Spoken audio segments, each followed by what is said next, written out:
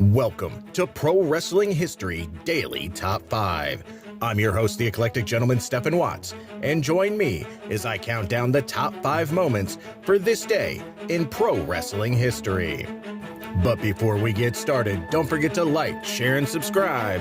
And without further ado, let's get our wrestling history on. Number 5, 2016. Gilbert Melendez passes away. He was a Puerto Rican professional wrestler, better known underneath his ring name, Gypsy Joe. While attaining much of his United States success in Tennessee, Melendez gained a following in Japan.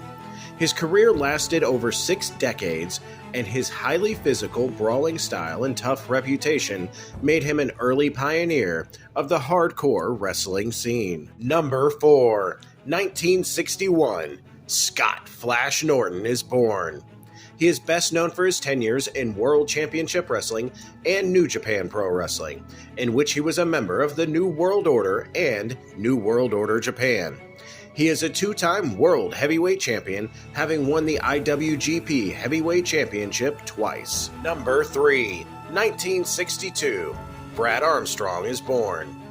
Best known for his work in World Championship Wrestling in the 80s and 90s, he was the son of Bullet Bob Armstrong and the brother to Steve, Scott, and Brian. Number 2, 1996. Hoyt Richard Murdoch passes away. An American professional wrestler better known by his ring names Dirty Dick Murdoch and Captain Redneck. He is best known for his time in the WWF, NWA, and New Japan.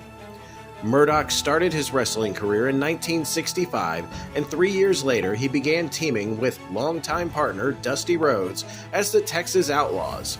After they split up, Murdoch wrestled for several territories, including the National Wrestling Alliance, Florida Championship Wrestling, and Mid-South Wrestling, also while touring overseas.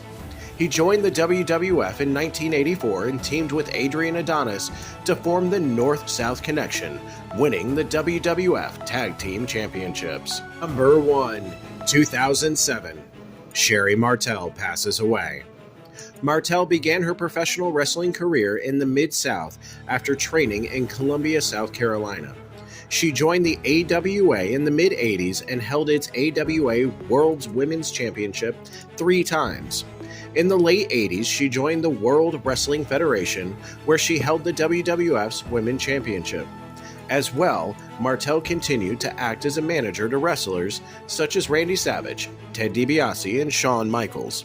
She appeared in Extreme Championship Wrestling and WCW in the 90s, where she managed the tag team Harlem Heat. And that's our list. Make sure to comment below what you feel was the number 1 moment for this day in pro wrestling history.